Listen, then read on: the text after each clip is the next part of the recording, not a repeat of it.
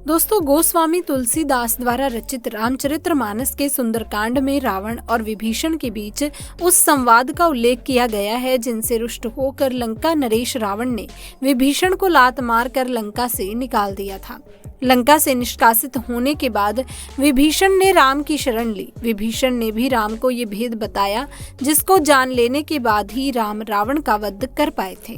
दोस्तों, विभीषण प्राचीन भारतीय महाकाव्य रामायण का एक पात्र है जिसे लंका के शक्तिशाली राक्षस राजा रावण के छोटे भाई के रूप में कथा में उनकी महत्वपूर्ण भूमिका के लिए जाना जाता है।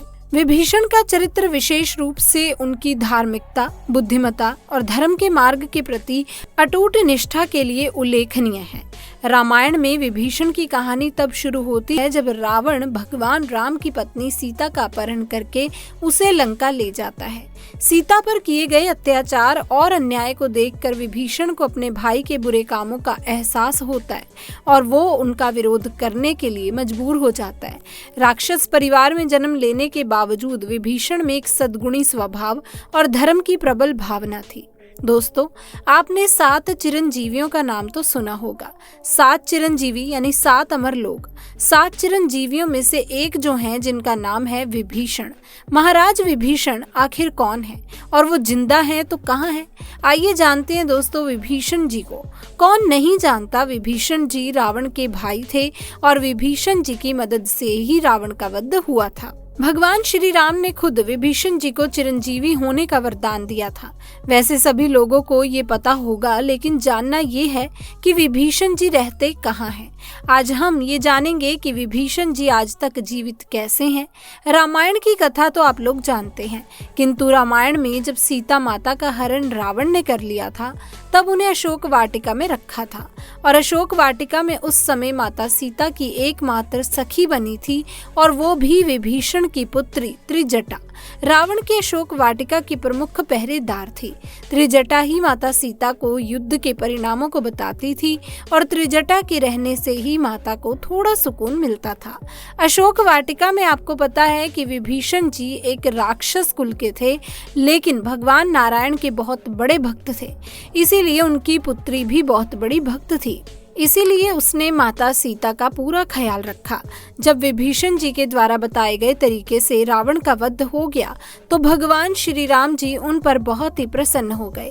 तो श्री राम जी का भक्त होने के नाते वो लंका से श्री राम से मिलने अयोध्या आया करते थे और लंका के राजा बना दिए गए, क्योंकि विभीषण जी बिना श्री राम जी के रह नहीं पाते थे। जब बहुत समय बीत गया तब भगवान को अपने धाम जाने का समय आया तो विभीषण जी प्रभु से दुखी होकर कहने लगे, हे प्रभु, मैं तो आपको देखे बिना एक दिन नहीं गुजारता हूँ और आप अपने लोक जा रहे हैं, तो आप बताइए यहाँ रहकर आपके दर्शन कैसे करूँगा। तब दोस्तों प्रभु श्री राम ने कहा, हमारे कुल देवता भगवान जगन्नाथ की तुम दीर्घ काल तक पूजा करोगे और कलयुग के अंत में तुम मुझ में लीन हो जाओगे। उन्होंने जब कहा आप मेरे दर्शन भगवान जगन्नाथ जी के रूप में करेंगे, जो एक विशाल समुद्र के किनारे एक मंदिर के रूप में होगा, उसके अंदर जो मूर्ति होगी वो मेरा ही स्वरूप होगी और आप मेरे स्वरूप मेरी पूजा सबसे पहले करोगे। विभीषण जी वहां नतमस्तक हो गए और उन्होंने सोच लिया कि आने वाले समय में भगवान जगन्नाथ जी स्वयं श्री राम ही होंगे और उनके दर्शन प्रातःकाल होते रहेंगे। इसीलिए वो प्रसन्न हो गए और भगवान श्री राम विभीषण जी को ये बताकर अपने बैकुंठ लोक यानी कि बैकुंठ धाम को चले गए। भगवान श्री राम के वरदान स्वरूप भगवान हनुमान जी और यहाँ धरती पर रह गए। विभीषण जी आज भी लंका में रहते हैं। काफी लोगों को ये जानकारी है कि रोज सुबह जगन्नाथ जी की प्रथम पूजा स्वयं महाराज विभीषण ही करते हैं। दोस्तों, प्राचीन काल की बात है, एक दिन भगवान जगन्नाथ जी के दर्शन करने के लिए विभीषण जी हमेशा की तरह पहुंचे और भगवान जगन्नाथ के दर्शन किए। ऐसी मान्यता है कि भगवान जगन्नाथ उनको स्वयं दर्शन देते हैं। तब विभीषण जी उनके सामने प्रार्थना की, हे प्रभु, इतने दिन से आपके दर्शन करने के लिए लंका से यहाँ रोज आता हूँ। अब आपसे निवेदन है कि एक बार अपने पावन कदम मेरी लंका में भी रख दीजिए, जिससे मैं कृतार्थ हो जाऊंगा और मेरी लंका भूमि जगन्नाथपुरी की तरह पावन हो जाए। भगवान जगन्नाथ ने तथास्तु कहकर अंतर ध्यान हो गए। कुछ दिनों के बाद जब वो घड़ी आई जब भगवान जगन्नाथ लंका को जाने वाले थे, आपको ये बता दें कि जगन्नाथपुरी और लंका के रास्ते में एक मठ पड़ता है जहाँ पर भगवान जगन्नाथ के बहुत बड़े भक्त रहते थे जिनका नाम था बलराम दास। ऐसा माना जाता है कि जब भगवान जगन्नाथ लंका के लिए निकले तो वहाँ उनका मठ भी पड़ा। तब भगवान जगन्नाथ ने सोचा कि मैं बलराम दास को भी दर्शन देता चलूं। भगवान जगन्नाथ बलराम दास को दर्शन देने के लिए उसके मठ पहुंचे। भगवान जगन्नाथ को अपने मठ में आए हुए देखकर बलराम दास भाव विभोर हो गए, उनके सामने नतमस्तक हो गए। भगवान जगन्नाथ जी से बातें करने के बाद भगवान जगन्नाथ ने बताया कि मैं विभीषण जी को दर्शन देने के लिए लंका जा रहा हूँ। तब बलराम दास ने प्रार्थना की, प्रभु आप अपने साथ मुझे भी लंका ले चलें, और भगवान जगन्नाथ ने सहमति दे दी। सहमति के साथ भगवान जगन्नाथ ने बलराम दास को एक सुराही जैसा मटका दिया जो सोने का था और कहा जब मैं वापस आऊंगा तब वहां पर मटका मुझे दे देना क्योंकि इस जगन्नाथपुरी से लाया हूँ। भगवान दास बेहद ही खुश हो गए और अपनी यात्रा लंका की तरफ शुरू कर दी। कुछ समय के बाद बलराम दास और भगवान जगन्नाथ दोनों लंका पहुंचे तो विभीषण जी ने दोनों लोगों का बहुत स्वागत किया और इसके बाद विभीषण जी ने मोतियों की माला बनाई और उसके साथ एक और माला बनाई। वो माला बेहद ही दुर्लभ फूलों से बनी हुई थी जिसका नाम था काली जूही के फूल, जो बहुत ही कम जगह पर मिलते हैं, और दोनों मालाओं को बनाकर भगवान जगन्नाथ जी के गले में पहना दिया। भगवान बहुत प्रसन्न हुए और फिर लंका को और वहां के वासियों को आशीर्वाद दिया और फिर अपने धाम को निकल गए। जब अपने धाम को निकलने लगे तब वो अपने धाम पर पहुंचने ही वाले थे तो थोड़ी दूरी बलराम दास जी का मठ भी आया। फिर भगवान ने बलराम दास को आशीर्वाद दिया और कहा जाओ, हम काफी दिनों से भ्रमण कर रहे हैं और जाओ अपने मठ में तुम विश्राम करो और मैं भी अपने धाम को वापस जा रहा हूँ। और बलराम दास प्रसन्नता के साथ अपने मठ में गए और विश्राम करने लगे, मठ में जाकर सो गए। जब वापस से बलराम दास जी की नींद खुली तो देखा कि वो मटका वहीं रह गया। ये मटका तो भगवान ने मुझे लंका जाते वक्त दिया था। अरे ये तो उन्हें मैं लौटाना ही भूल गया, अब मैं इसे ना जाने कैसे लौटा पाऊंगा। ऐसा बलराम दास जी अपने मन में सोच रहे थे और बहुत परेशान हो गए और सुबह हो चुकी थी। इधर जगन्नाथपुरी के मंदिर में हाहाकार मच गया था। लोग आपस में बातें कर रहे थे, अरे भाई ये कैसे हो सकता है, भगवान जगन्नाथ की मूर्ति के बगल का मटका कैसे गायब हो गया। सभी परेशान हो गए। तब उस समय जगन्नाथपुरी के एक राजा थे जिनका नाम था रुद्र प्रताप।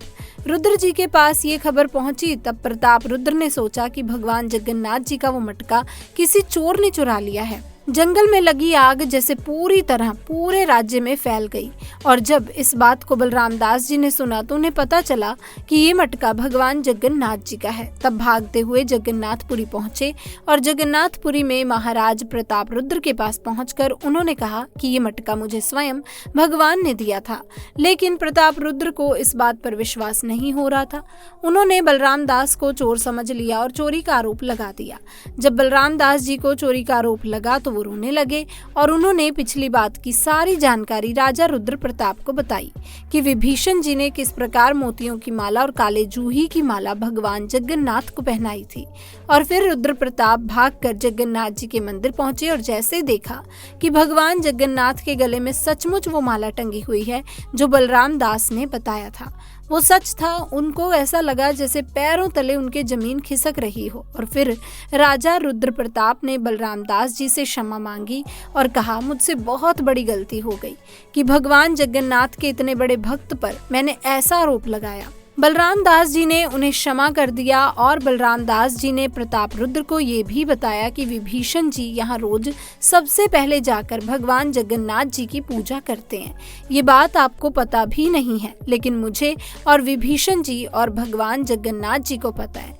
तब से आज तक ये मान्यता है विभीषण जी वहाँ तब से लेकर आज तक भगवान जगन्नाथ जी की पूजा करके चले जाते हैं, जो मंदिर के पट खुलने से पहले, क्योंकि उन्हें भगवान श्री राम से वरदान मिला था कि सबसे पहले तुम मेरे दर्शन करोगे। विभीषण जी को कोई भी अपनी खुली आंखों से देख नहीं सकता। विभीषण जी के पास जो शरीर है वो दिव्य शरीर है और भगवान श्री राम के वरदान के प्रभाव से उनके शरीर दिव्य हो चुका है। दोस्तों, उन्हें हम खुली आंखों से नहीं देख सकते, उसके लिए आपके पास दिव्य दृष्टि होनी चाहिए।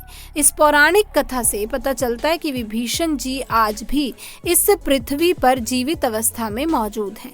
भगवान श्री राम के आशीर्वाद के अनुसार वो लंका में रह रहे हैं और उन्हें कोई देख नहीं सकता। दोस्तों, उम्मीद है कि ये पौराणिक कथा सबसे पहले और सबसे अलग जानकारी आपको अच्छी लगी होगी।